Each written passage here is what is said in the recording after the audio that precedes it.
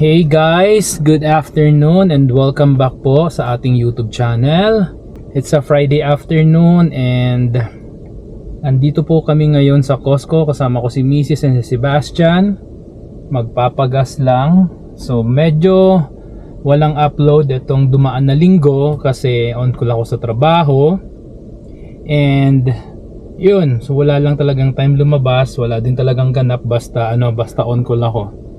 So since Friday na naman ngayon, tapos na ako sa on call, so kailangan mag-grocery ng onte. Papagas na rin kasi nasa kalahati na yung gas natin.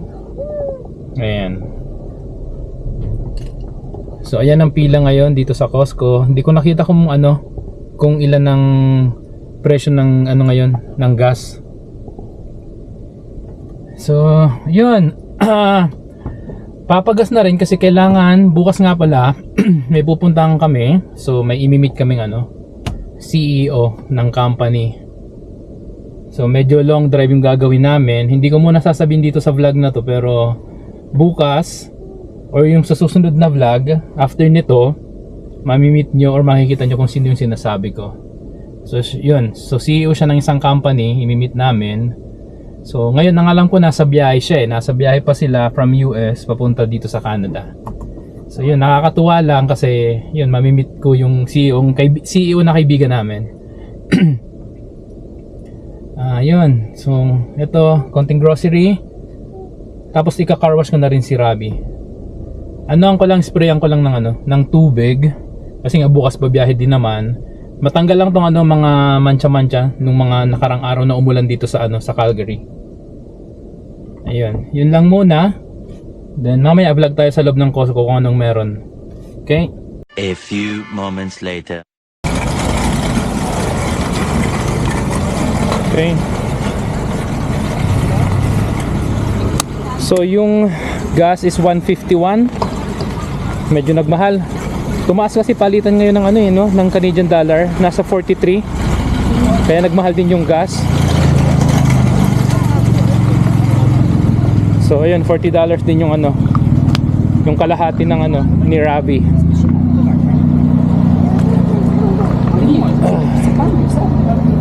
Medyo ang ganda ng panahon. Alas 6 na ng gabi. 5:45 pala. Saan ka?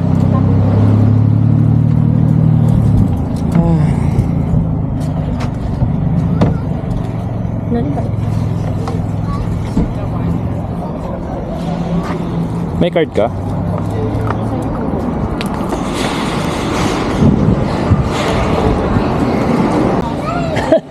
$574. Naka-sale tong Dyson from $749 minus $175. So $574 na lang. Wala na kaming vacuum sa bahay, nasira na. Tumitingin ang cellphone ng asawa ko. Ako na lang nga mag-upgrade. Puno na tong memory ko ng itong cellphone ko, puno na camera.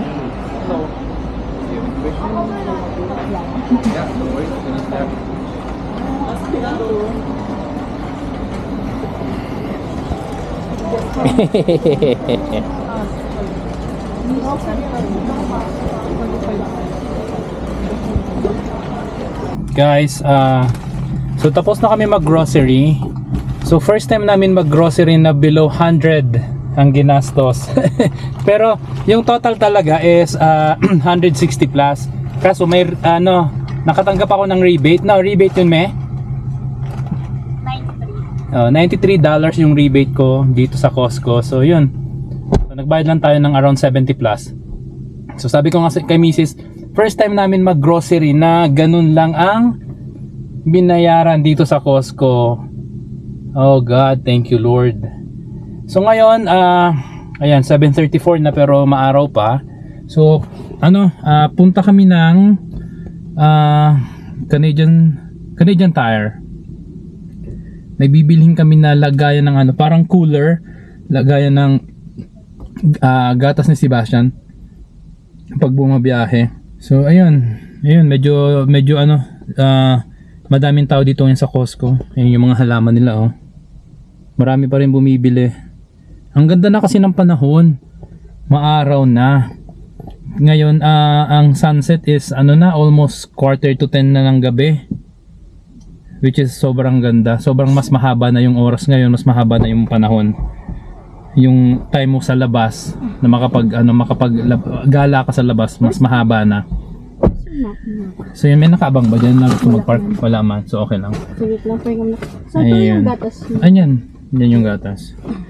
So, pagkatapos namin magpapaano lang po muna ako. Sprayan ko muna itong sasakyan kasi medyo maputik na sa labas. Sprayan ko lang siya, so $2 lang naman yun, isang mabilisan lang, and then punta na tayo ng Canadian Tire, mas malapit sa bahay. Tapos yun, magpe-prepare kami ng kailangan dalhin bukas, lalong lalo na yung gatas ni Sebastian sa aming road trip. So like I said, so imimit ko yung tropa ko, and at the same time yung CEO ng company. So yun, mamimit niyo siya guys. Ayan, nakaka-excite lang. So car wash na tayo, and then uwi na. Medyo nakaka-drain tong araw na to kasi itong week na dumaan kasi nga on call. Medyo pag ganito, ito pala guys, share ko lang din sa inyo. So pag on call kasi ako yung may pinakamahabang oras ng trabaho. Kasi nga from 7:30 yung trabaho ko yung trabaho ko natatapos ang oras ng alas 8 na ng gabi. So 12.5 hours na trabaho. Yun. Pero tapat-tapat lang naman yun. Not all the time naman is busy, pero etong week na to sobrang busy talaga. So dumadami na kasi yung clients namin, kaya expected na mas maraming calls. Tas yung mga kasama ko pa is nag-o-onsite, so lahat ng tickets or request na pumapasok sa help desk, sa akin lahat yung napupunta. Then sila, tumutulong na lang sila pag hapon na, pag bandang hapon na, pag nakabalik na sila sa mga bahay nila, pagtapos na sila sa on-site na work. So yun lang naman, yun lang ang mahirap pag pag nasa help desk ako, tas ako yung on call. Yung 12.5 hours ang trabaho ko every day for 5 days, then pag weekends, yun. Pero okay lang yan, hindi naman tayo nagrereklamo, minsan lang. Pag walang katulong, kasi biruin nyo guys, yung mga mamiss kong calls kasi sa hapon, like pag sarado na halimbawa yung client, ako pa rin ang tatawag dun the next day kasi nga ako yung pinakauna sa shift. Ako yung nagsasara, ako nagbubukas ng opisina namin, and at the same time ako rin yung nagsasara. So ganun ang setup. So let's go now. Punta na tayo ng car wash. Okay, video na lang siguro kung ng asawa ko ng mabilis ang pag nag-car wash. Alright, let's go.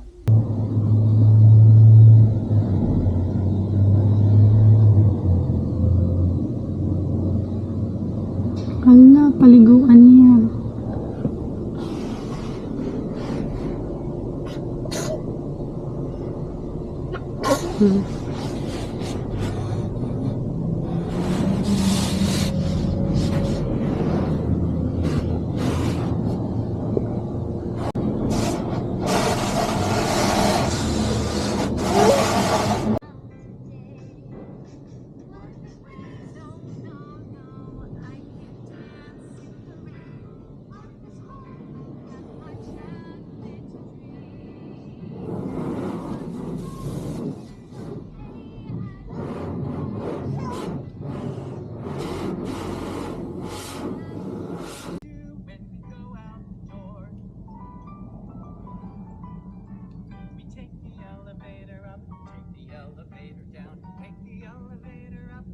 So tapos na tayo mag-car wash, hindi magpa-car wash kasi ako nga pala yung nag-car wash.